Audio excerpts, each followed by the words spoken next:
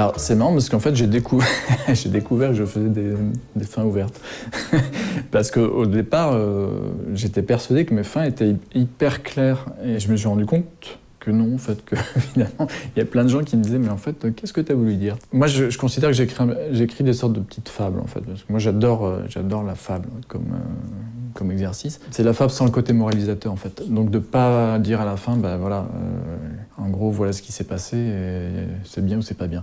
Moi, ce qui m'amuse aussi, c'est d'avoir justement des fins qui posent des questions et qui ne donnent pas de réponse, en fait. Et on peut avoir plusieurs entrées à un livre, mais on peut aussi avoir plusieurs sorties, en fait. J'aime bien l'idée qu'on ferme un livre et puis on va peut-être réfléchir un peu à cette fin, justement. Le prochain album de l'Écureuil qui sort à l'automne, ça fait longtemps que je voulais parler de la mort.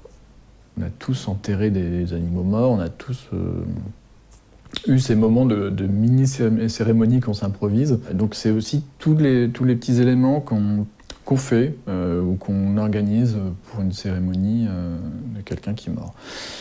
Et puis avec cette question de mais est-ce qu'on en a fait assez, en fait. Mais là je voulais l'aborder vraiment du point de vue de l'enfant. Et moi c'est ce que j'aime, en fait, c'est ça, c'est raconter des histoires aussi où moi je trouve que par l'humour déjà on peut faire passer pas mal de choses. Et je suis assez attaché à ça, avoir un second degré qui s'adresse aussi pas que aux enfants.